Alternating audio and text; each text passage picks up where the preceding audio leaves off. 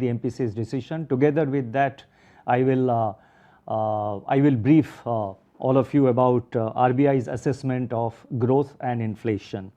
In the second part, I have made an effort to provide some guidance on liquidity and financial markets. In the third part, I would be announcing certain additional measures, and finally in the fourth part, I would be concluding, and in the concluding para also I would bring out the broad approach of the RBI going forward during this year. So I request your patience. The Monetary Policy Committee met on 2nd, 3rd and 4th June 2021 and took stock of the evolving macroeconomic and financial conditions as well as the impact of the COVID wave, the second wave of the COVID on the economy. Based on its assessment, the MPC voted unanimously to maintain status quo, that is keeping the policy repo rate unchanged at 4%. The MPC also decided unanimously to continue with the accommodative stance as long as necessary to revive and sustain growth on a durable basis and continue to mitigate the impact of COVID-19 on the economy while ensuring that inflation remains within the target going forward. The marginal standing facility, that is MSF rate, and the bank rate remain unchanged at 4.25%. The reverse repo rate also remains unchanged at 3.35%. Since the MPC's meeting in April, the second wave of the COVID-19 has surged across several states and spread into smaller towns and villages, leaving a trail of human misery and tragedy in its wake. Yet, in these days of trials and travels, it is vital to remain focused on vanquishing the virus. Tough times call for tough choices and tough decisions to emerge triumphant. It is said that storms make trees take deeper roots. I am convinced that as we stretch our endurance to eradicate the virus, it will bring out the finest aspects of human character and capability. I am reminded here of a quote attributed to the Greek philosopher Epictetus, and it goes as follows: "The greater the difficulty, the more glory in surmounting it." Let me begin by setting out the underlying rationale of the MPC's decision. Provisional estimates of national income released by the National Statistics Office (NSO) on May 31st placed India's real GDP contraction at 7.3% for 2021, with GDP growth in fourth quarter at 1.6% year-on-year.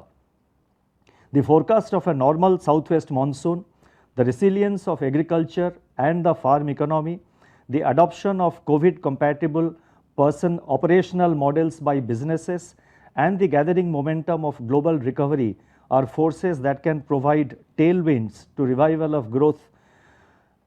of domestic economic activity when the second wave abates. On the other hand, the spread of COVID-19 infections in rural areas and the dent on urban demand poses downside risks.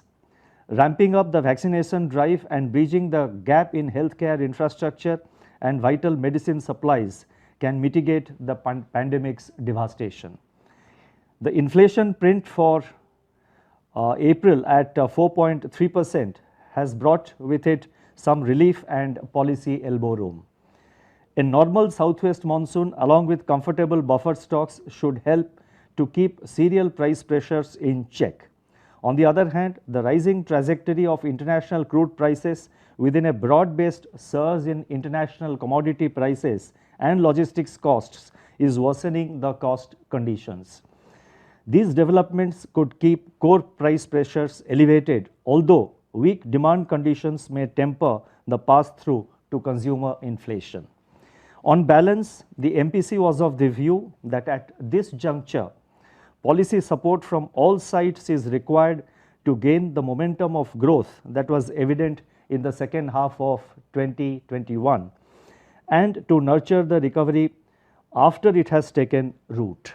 Accordingly, the MPC decided to keep the policy rate at the current level of 4% and to continue with the accommodative stance as long as necessary to revive and sustain growth on a durable basis and continue to mitigate the impact of COVID-19 on the economy while ensuring that inflation remains within the target going forward.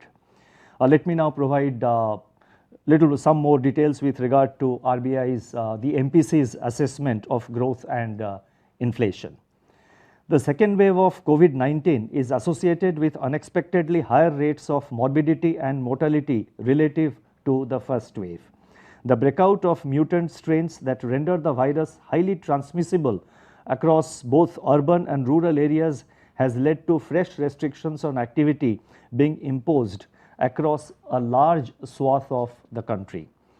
Yet, unlike in the first wave, when the economy came to an abrupt standstill under a nationwide lockdown, the impact on economic activity is expected to be relatively contained in the second wave, with restrictions on mobility being regionalized and nuanced. Moreover, people and businesses are adapting to pandemic working conditions. Urban demand, as reflected in some high frequency indicators, that is electricity consumption, railway freight, port cargo, steel consumption, cement production, e-way bills and toll collections recorded sequential moderation during April and May 2021 as manufacturing and services activity weakened due to restrictions and lockdowns imposed by most states. Mobility indicators have declined during April and May, but they remain above the levels seen during the first wave last year. Domestic monetary and financial conditions remain highly accommodative and supportive of economic activity. Moreover, the vaccination process is expected to gather steam in the coming months, and that should help to normalize economic activity. With external demand strengthening, a rebound in global trade is taking hold, which should support India's export sector. Global demand conditions are expected to improve further, buoyed by fiscal stimulus packages and fast progress of vaccination in advanced economies.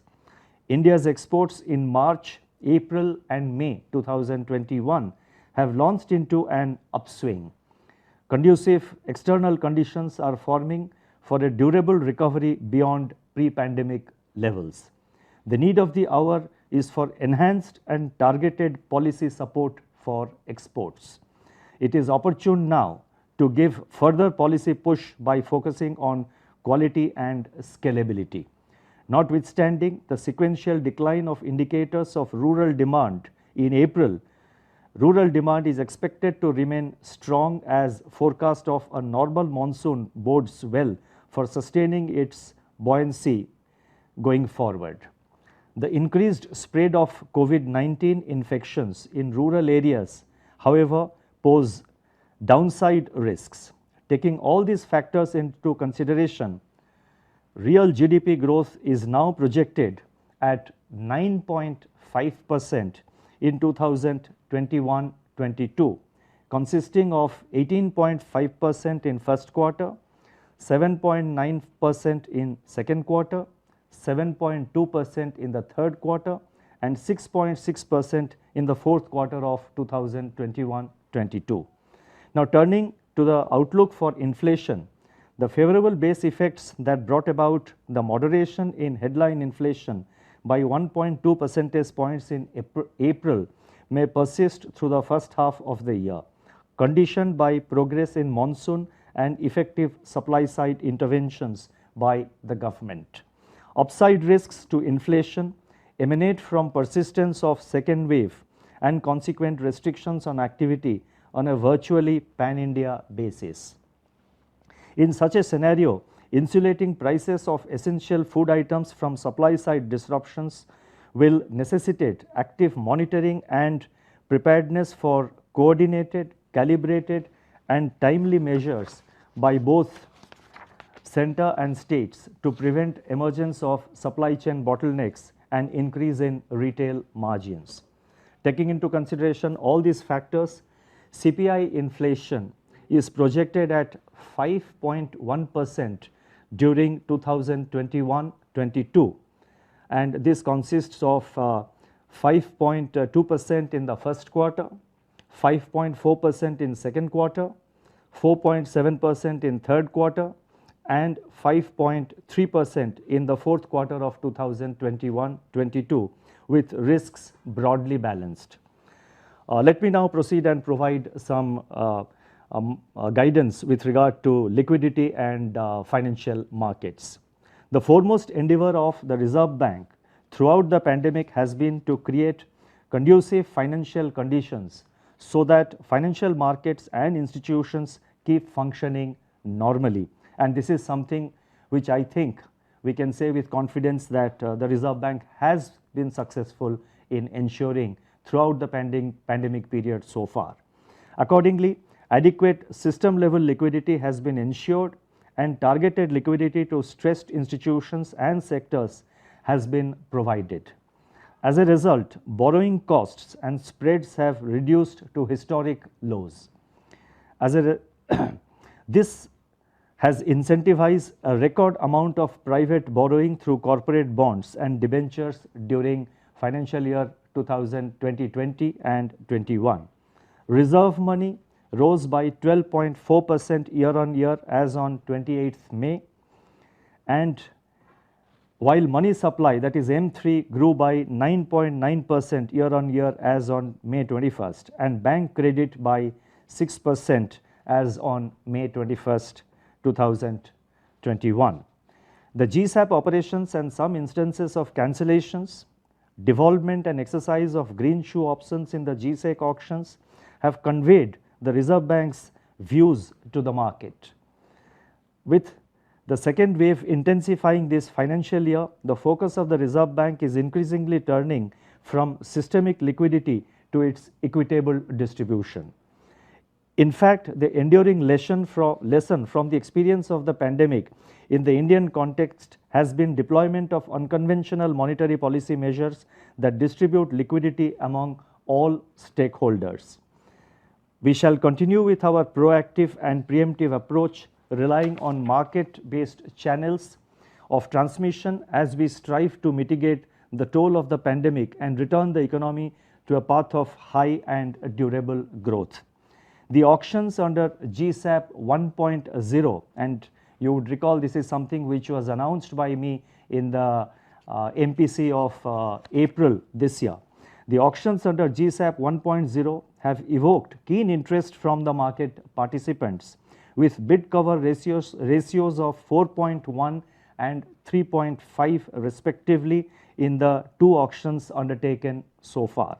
The timing of the second auction was aimed towards replenishing the drainage of liquidity due to the restoration of the cash reserve ratio CRR to its pre-pandemic level of 4% of the net and time demand liabilities NDTL, and this was restored to 4% on 22nd of May, and the GSAP the second auction under GSAP 1.0 was held just 2 days prior to that.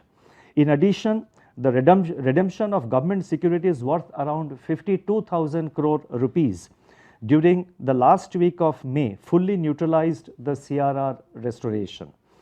The positive externalities associated with GSAP 1.0 operations are reflected in our other financial market segments also, notably corporate bonds and debentures. Interest rates on commercial paper, 91-day treasury bills and certificates of deposit also remain low and range bound. In my statement of April 7, 2021, I had indicated that in addition to GSAP, the Reserve Bank will continue to deploy regular operations under the LAF, that is long-term repo and reverse repo auctions, forex operations, open market operations including special OMOs, to ensure that liquidity conditions evolve in consonance with the stance of monetary policy and financial conditions remain supportive of all stakeholders. During the current year so far, the Reserve Bank has undertaken regular OMOs and injected additional liquidity to the tune of 36,545 crore up to May 31st, in addition to 60,000 crore under GSAP 1. A purchase and sale auction under Operation Twist has also been conducted on 6th of May this year to facilitate the smooth evolution of the yield curve. Going forward, the Reserve Bank will continue to conduct regular operations for liquidity management. Taking these developments into account, it has now been decided that another operation under GSAP 1.0 for purchase of G-Secs of rupees 40,000 crore will be conducted on June 17th, 2021. Of this, 10,000 crore would constitute purchase of state development loans, SDLs, that is the borrowing done by the papers, the borrowing done by the state governments. It has also been decided, I repeat, it has also been decided to undertake GSAP 2.0 in the second quarter of 2021-22 and conduct secondary market purchase operations of rupees 1.20 lakh crore, that is rupees 1,20,000 crore, to support the market. The specific dates and securities under GSAP 2.0 operation will be indicated separately. We do expect the market to respond appropriately to this announcement of GSAP 2.0. After a risk-off period of retrenchment in April-May, the prospects for capital flows to India are improving again. While these flows ease external financing constraints, they also impart volatility to financial markets and asset prices while producing undesirable and unintended fluctuations in liquidity that can vitiate the monetary policy stance. This has necessitated countervailing two-sided interventions by the Reserve Bank in spot, forward and futures markets to stabilize financial market and liquidity conditions so that monetary policy retains its domestic orientation and the independence to pursue national objectives. Thus, the Reserve Bank actively engages in both purchases and sales in foreign exchange market and its various segments. The success of these efforts is reflected in the stability and orderliness in market conditions and in the exchange rate in spite of large global spillovers. In the process, strength is imparted to the country's balance sheet by accumulation of reserves. And let me mention here that as of last Friday, the country's forex reserves had touched 598.2 billion US dollars, and this is a figure which will be announced which will be announced as a part of our weekly statement later today.